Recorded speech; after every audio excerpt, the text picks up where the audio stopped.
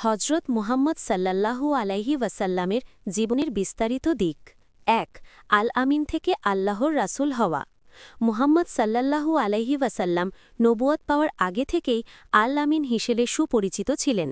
যখন নবুয়ত পেলেন তখন মক্কার লোকেরা তার দাওয়াত প্রত্যাখ্যান করলেও তার আমানতদারি নিয়ে কোনো প্রশ্ন তুলেনি। হেরা গুহা ও প্রথম ওহী। ৪০ বছর বয়সে হেরা গুহায় ধ্যানে থাকাকালে ফিরেশতা জিব্রাইল আলাইহিসাল্লাম এসে তাকে বলেন, পড়ুন। তিনি বললেন, আমি তো পড়তে জানি না। জিব্রাইল আলাইহিসাল্লাম তাকে শক্ত করে আলিঙ্গন করে আবার বললেন, পড়ুন আপনার রবের নামে, যিনি সৃষ্টি করেছেন। এটি ছিল তার জীবনের নবুয়তের সূচনা। ফাতরাতুল ওয়াহি, ওহী বন্ধ থাকার সময়। প্রথম ওহীর পর কিছুদিন ওহী আসা বন্ধ ছিল। তিনি এতটাই চিন্তিত হয়ে পড়েছিলেন যে পাহাড় থেকে লাফিয়ে পড়ার চিন্তা করেছিলেন। তখন আল্লাহ ওহী নাজিল করে তাকে সান্ত্বনা দেন এবং তার উপর আল্লাহর অনুগ্রহের কথা স্মরণ করিয়ে দেন। ২ মদিনায় হিজরত ও ইসলামী রাষ্ট্র প্রতিষ্ঠা। মক্কার কুরাইশদের অসহনীয় অত্যাচারে আল্লাহর নির্দেশে মদিনায় হিজরত করা ছিল তার জীবনের অন্যতম গুরুত্বপূর্ণ বাঁক। বিপদের মুহূর্তে হিজরত। হিজরতের রাতে কুরাইশরা তাকে হত্যা করার পরিকল্পনা করেছিল। তিনি হজরত আলী রাদিয়াল্লাহু আনহুকে তার বিছানায় শুয়ে রেখে গোপনে আবু বকর রাদিয়াল্লাহু আনহুকে সঙ্গে নিয়ে মক্কা ত্যাগ করেন। তারা আশ্রয় নেন সাউর গুহায়, যেখানে আল্লাহর নির্দেশে মাকড়সা জাল বনে এবং কবুতর বাসা বাঁধে, যা কুরাইশদের দৃষ্টিকে ফাঁকি দিতে সাহায্য করে। মদিনা সনদ। মদিনায় পৌঁছে তিনি কেবল মসজিদের ভিত্তি স্থাপন করেননি, বরং সেখানকার বিভিন্ন ধর্ম ও গোত্রের মধ্যে মদিনা সনদ নামে একটি চুক্তিপত্র তৈরি করেন। এই চুক্তির মাধ্যমে তিনি একটি বহু জাতি বহু ধর্মের ঐক্যবদ্ধ রাষ্ট্র প্রতিষ্ঠা করেন, যেখানে সকলের অধিকার নিশ্চিত করা হয়েছিল। ৩ বিদায় হজ ও শেষ উপদেশ। জীবনের শেষ প্রান্তে এসে ৬৩২ খ্রিস্টাব্দ বা ১০ হিজরিতে তিনি লক্ষাধিক সাহাবীকে সাথে নিয়ে হজ সম্পন্ন করেন। আরাফাতের ময়দানে দেওয়া তার ভাষণটি ছিল মানবজাতির জন্য এক চূড়ান্ত জীবনবিধানের ঘোষণা। ভাষণের মূল বিষয়বস্তু: রক্তের পবিত্রতা। জাহিলিয়াতের সমস্ত হত্যাকাণ্ড বাতিল করা হল। সুদের বিলোপ। সমস্ত প্রকার সুদ বা রিবা বাতিল করা হল। নারীর অধিকার। নারীদের প্রতি সদয় আচরণ ও তাদের অধিকার প্রতিষ্ঠান নির্দেশ। ইসলামের পূর্ণতা। তিনি বলে গেলেন যে তিনি কোরআন এবং সুন্নাহ। হজরত ইউনুস আলাইহিসসালাম এবং মাছের পেটের ঘটনা। ১ দাওয়াতের দায়িত্ব। আল্লাহ তাআলা হজরত ইউনুস আলাইহিসসালামকে নিনেভা বা বর্তমান ইরাকের মসুলে নামক শহরের লোকেদের কাছে দাওয়াত দিতে পাঠান। শহরের জনগণ মূর্তি পূজা করত এবং আল্লাহর পথে আসতে চাইত না। ইউনুস আলাইহিসসালাম দীর্ঘকাল তাদের মাঝে দাওয়াত দিলেন, কিন্তু তারা তাকে মিথ্যাবাদী প্রতিপন্ন করল।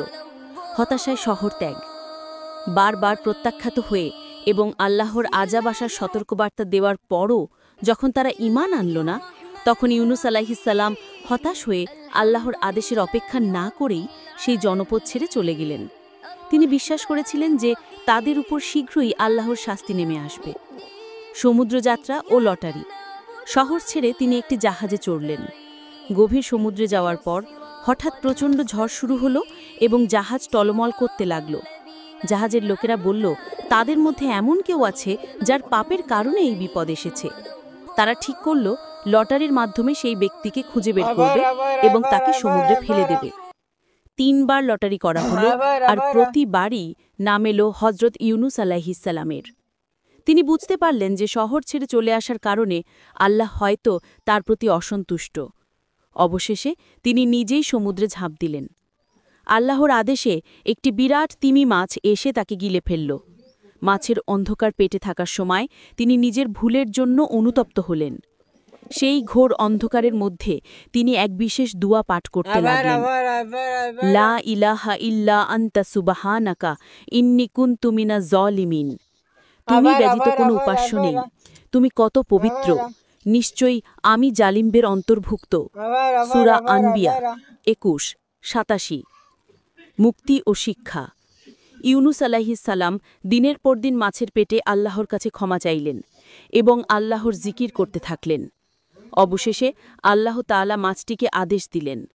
মাছটি তাকে দুর্বল ও অসুস্থ অবস্থায় এক নির্জন বেলাভূমিতে এনে উগলে দিল। এরপর আল্লাহ সেখানে লাউ গাছের জন্ম দিলেন, যার ছায়া ও ফল খেয়ে তিনি সুস্থতা লাভ প্রিয় ভাই, করলেন। কিয়ামতের দিন এদিকে ডেকে বলা ইউনূস হবে, আলাইহিস তোমার সালাম সন্তান শহর তুমি ছেড়ে চলে জাহান্নামী থেকে যাওয়ার আলাদা পর করে ফেলো। নিনেভার লোকেরা কতজনকে আলাদা আযাবের করো? লক্ষণ আল্লাহ দেখে পাক ভয় বলবেন, পেয়েছিল প্রতি হাজারে এবং দ্রুত ঈমান 900 এনেছিল। একটু কি যখন আল্লাহ তাআলার ইউনূস নামটি আলাইহিস লেখার সালাম জন্য সুস্থ হয়ে ফিরে এলেন, তখন তাদের দেখে তিনি অবাক হলেন। আল্লাহর দয়া তারা ক্ষমা পেয়েছিল এবং তিনি পুনরায় তাদের মাঝে থেকে আল্লাহর পথে দাওয়াত দিতে শুরু করলেন। মূল শিক্ষা হল আল্লাহর সাহায্য লাভের জন্য ধৈর্য ধারণ করা, হতাশাগ্রস্ত না হওয়া এবং ভুলের জন্য সাথে সাথে আল্লাহর কাছে বিনম্রভাবে ক্ষমা তওবা চাওয়া। আপনি কি এখন হজরত মুসা আলাইহিস সালাম এবং ফেরাউনের ঘটনা সম্পর্কে জানতে চান, নাকি অন্য কোনো নবীর ঘটনা শুনবেন?